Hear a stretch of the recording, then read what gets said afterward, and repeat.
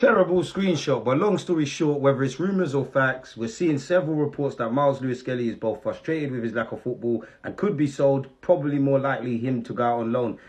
Apologies. When you look at him and Wanyeri, every option should be on the table. You know, where you look at making maximum profit, if we do need to sell, then these are going to be our highest money makers. Him and Wanyeri, they could go on loan, they should be in the squad, or they could be sold. It's a damn crime if Myles Lewis-Skelly is sold. Obviously, I hear the left back thing, Hincapié, Calafiori, them men are doing their thing. Mikel Arteta, at the end of the day, you earn 15 million a year at Arsenal. Whether you've won, lost or drawn, you've competed with Pep, with Carlo, with Luis Enrique, with this manager, that manager. You know, you've worked with some great players at City and Arsenal. I'm just an armchair expert. You're violating though. You're really telling me the young killie them can't get more minutes? Really, in midfield? I hear it. I don't even hear it because Norgard should be getting minutes. Listen, I fuck with Zuba Mendinho. I think Rice is great. And, you know, we're still in all four comps, but you're violating, Gaffer. I know you got your reasons. I know you're the big dog, but free the man them, man. Free the man them, bro. Let's not be shameless, Gaffer, man. PSG, even though we lost, great display. You know, certain other man crumbled at the burner bar, not him. Come on, free up the guy, man. Free up the guy, man. Let me ask you something, Arsenal fans. How would you feel if you was Myles Lewis-Skelly right now? Frustrated? Because when people hear the word frustrated, they act like it's a bad thing. Frustration is natural. He's clearly a young, mature player. But who doesn't want to play football? Let's have it right. Last season for Myles Lewis-Skelly was a movie. It was a brutally honest movie. Dodgy red cards, rattling the world, the Haaland moment, got his first Arsenal goal, made his breakthrough, got a new contract, starred in the Champions League campaign. We all remember Real Madrid. He took advantage of the opportunity provided to him. Then an England call-up came in which he not only made his debut, but scored on his debut. He played in 39 games for Arsenal Football Club, starting 26 of them. For a young player coming into the professional game, that is a movie, people. And that is massive when you consider his trajectory in a short amount of time from Hale End to the professional proper game. This season is different. He's made 12 starts and 26 appearances in total. He struggled for first team football on a regular basis. So I understand the frustration and the questions for Arsenal fans as to why he's not playing. Simply put, we're trying to win a league title and the competition has gone up. You've got two multi-million acquisitions in the last 12, 18 months in Ricardo Calafiori and Hincapié, who are significantly more experienced than Myles Lewis-Skelly, rightly or wrongly. And then you have a look at midfield, you know, Declan Rice, Martin Odegaard, Mikel Merino, Kai Havertz, Martin Zubamendi, Eze, Merino and Norgard are all ahead of him in the pecking order. So you've got competition on the left-hand side, you've got a stocked midfield. That being said, he could still get more first-team football, but this paints the picture, people. Simply put, both of these positions are congested. It's difficult, I guess, man. You know, 12 months ago, some Arsenal fans were saying Myles Lewis-Skelly is the next Ashley Cole and is a future potential captain for our football club. Obviously, 18 to 12 months on from that point, things have changed very quickly, people. There's talk of an exit. We all know how the media like to treat anything connected to Arsenal, just like Arsenal footballers. And Myles Lewis-Skelly is the modern example of that. You know, they've questioned his attitude and all of that kind of stuff, despite the manager, people that work around him, people that have been at the club, people that have worked with him like his fellow pros, say anything but what they say is the truth, people. So we have to take media links with a pinch of salt. We all know when players are not playing, especially with the World Cup coming on for someone like Myles Lewis-Skelly, it's a case of 2 + 2 could potentially equal 100, if I'm completely honest with you. But the rumors are circling. There are exit links, people, and it just shows how life can change very quickly. If there's one thing I think Myles Lewis-Skelly's story at Arsenal so far has shown, is that things can change very quickly, positively, and I don't want to say negatively, because this is what happens for professional footballers, but also negatively, people. That's actually one thing I think Myles Lewis-Skelly should keep in mind. You know, you look at when he got his breakthrough, he was on the peripheral, and then before you know it, he's playing week in, week out, and you guys know the rest, people. This is a learning curve for Myles Lewis-Skelly. In the same way you look at someone like Norgard, Kepa, etc., if they experienced a lack of first-team football in their early teens, they might have approached it very differently to where they are now. Sometimes in football, you're a victim of your own success or a victim of circumstances. We all know Myles Lewis-Skelly needs to be provided to play. Minutes are currency, make mistakes. Seasoned pros. What seasoned pro out there for Arsenal hasn't made mistakes? Unfortunately, though, the margins for error are tiny. We're trying to win a Premier League title. I want to maintain, I still think he should have played more of a prominent role. I do think he could get more occasional starts, and there's no excuse for him and Norgard to not be more frequent appearances, make more frequent appearances, at least off the bench. But as I was saying, sometimes you're a victim of your own success. Sometimes you're a victim of circumstances in which that is the case with Myles Lewis-Skelly. I look at him and a Mascara. They could probably count themselves unlucky that they're not getting a lot of first team football and they're competing with seasoned pros. And we're trying to end our 20-year drought. Now, as long as Arteta gets it over the line, what he does tactically, what he does with using or not using players, but using them in different positions, that's neither here nor there. You have to get over the line.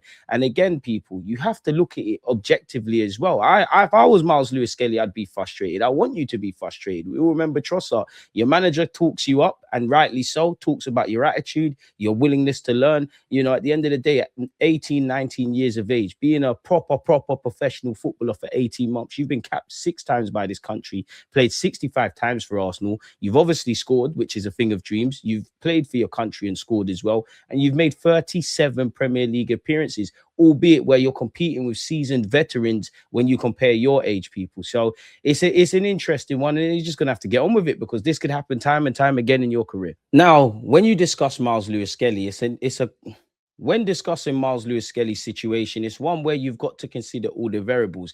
The harsh truth, not just on him, but also Wanyeri, who's left on loan, and any player coming through at one of England's top clubs or football clubs in general, it's going to be more difficult. You know, one luxury that isn't going to be afforded to Myles Lewis-Skelly and Ethan Wanyeri and anyone else is something that away from the ability of a Bukayo Saka, of a Emil Smith-Rowe, is that we're in a completely different space. We're trying to compete on multiple fronts. We're trying to get silverware over the line, and the squad is significantly better. When them lot got to come through, you could even extend that to Eddie Nketiah and Reece Nelson. They got to take advantage of, simply put, we had to strip everything back. There's pressure to get 3 points. And I know when we look at the micro with Mikel Arteta and Arsenal, whether it's the attacking elements and things, there's things we can nitpick. And there's things that we're convinced about, not necessarily convinced about. But at the same time, we are trying to get 3 points and get over the line. Now, granted, if on a consistent basis, our results and the players that were playing were very inconsistent and we was fluctuating around the league table, then granted, you could probably make a case of other people getting opportunities. But at the same time, that hasn't been the case. Whatever we've got to say, we're fighting for a league title where we're top. We're into the latter stages of the Champions League, and we're still in both competitions, in which, unfortunately for Lewis-Skelly, he couldn't play in our last FA Cup game owing to suspension. And you look through the squad, it's not just Myles Lewis-Skelly and Wanyeri who's left on loan, people.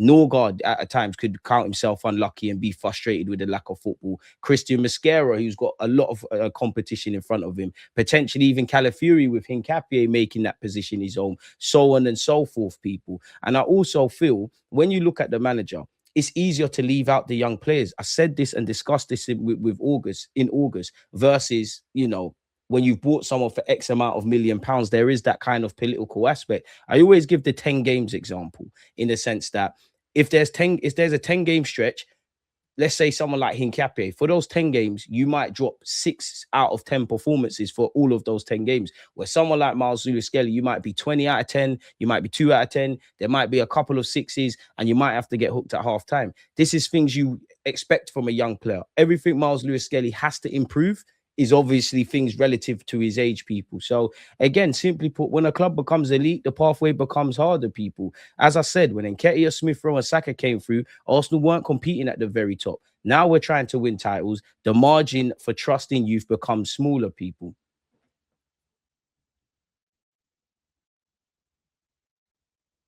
And also, let's be honest, owing to injuries, Myles Lewis-Skelly took his opportunity and ran with it. Calafiori barely put a foot wrong for the majority of the season. He obviously was at the football club, got injured. Hincapie, a man that we chased for 1,000,000 years, is obviously at the team. He's taken his chance and he's ran with it. The only thing I would say with Myles Lewis-Skelly, of course, I love the lad. I want him to play more. I believe he's the future of this football club. And I also feel when you look at the hardcore statistics, he's doing quite well for a 19-year-old, and we need to calm down, people.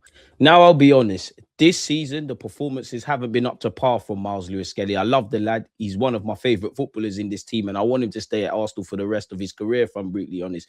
This season, when he's played, the performances haven't been convincing. He's looked rusty. And for a young player, you know, it is very difficult for any footballer that hasn't had a run of games to put your best foot forward. But unfortunately, the reality for Myles Lewis-Skelly is whether you haven't played in 20 games and you get one opportunity at the weekend, you've got to take it. He's looked rusty, not terrible, just not the same sharp player we saw last season. And that's understandable because young players need time, they need rhythm, and they need to build themselves up, people.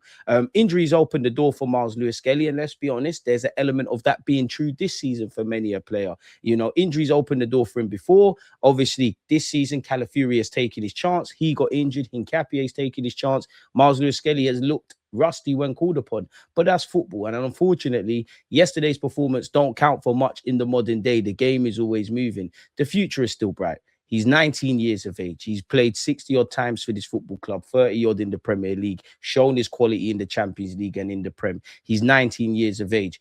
Could he go out on loan next season to play more first team football? Will Mikel Arteta give him more first team football here? You know, will he be given time to develop tactically and mentally and physically? If we look at the backdrop of us probably wanting to get some money into this club, Wanyeri and Myles Lewis-Skelly are potentially the biggest earners. So there is a conversation for both Mikel Arteta, Andrea Berta, and everybody connected with Arsenal Football Club to make. Now, I know there's no time for sentiment, but for me, I've seen his rise. He's a player I love. He's a player I've watched from his academy days. I love how he handles himself on the football pitch. I love how he handles himself off the football pitch. I love the wholesome moments with him and his loved ones. I like the fact that he does charity work. He's an embodiment of what we want at Arsenal Football Club. He represents himself, his family, and obviously us fans who love him very well, people, man. I mean, him, his mom, his family, everything they do around it, it's great. And the man came from Hale End, people. I understand the frustrations because, you know, his initial rise, it's like tasting caviar for the first time. It's very different. It's very difficult to go from caviar to bully beef again. You know, when you something you've been working so hard for, you finally get both hands on your dream, like last season, it's very difficult to let go. But as I said, if there's one thing we know about life, and football mirrors life and society, and if there's one thing we can see in Myles Lewis-Skelly's career so far at Arsenal, with the good, the bad, and the ugly, is life can happen very quickly. At one point, nothing happens, and then everything accelerates positively and negatively. So, you know, and another thing I like is that, you know, one thing I do like with Myles Lewis-Skelly in the sense that when the playing squad, we never had this quality in depth, young players would get a run of games. There's beyond the obvious, because there's going to be an element of pressure. We're not living or dying by these young players' performances. If they make a mistake, it is what it is. Learn. If they do well, great. That's something I've wanted to see, not just for Myles Lewis-Skelly, but every young player. It's a luxury I wish we could have afforded at the time to Bukayo Saka, if I'm brutally honest with you, man. And I'll be honest, you know, I know football isn't about sentiment, but the man comes from Hale End. I dream of seeing an 11 starting 11 in the Premier League, all from Hale End. I know that's not going to happen, but that's the illusion. And for me, they're all going to need time to develop, and they've all got different things they need to bring into their game. But if we can't get Ethan Wanyeri, Myles Lewis-Skelly, Max Dowman, and obviously Marley Salmon and any other young players to become proper footballers here on a regular basis, we're doing something wrong, man. The future is bright. So let me leave you lot with this. Let me know what you think, people. Is Myles Lewis-Skelly right or wrong to be frustrated? Would you give him more first-team football either at left-back or in central midfield? Would you loan him out next season? Would you integrate him a bit more of a frequent role this season? Would you sell him permanently if we do need to sell? Do you still think he's got a future at Arsenal Football Club? Let me know your thoughts, because just by looking at my YouTube and TikTok shorts, it seems like there's a lot of opinions from you guys.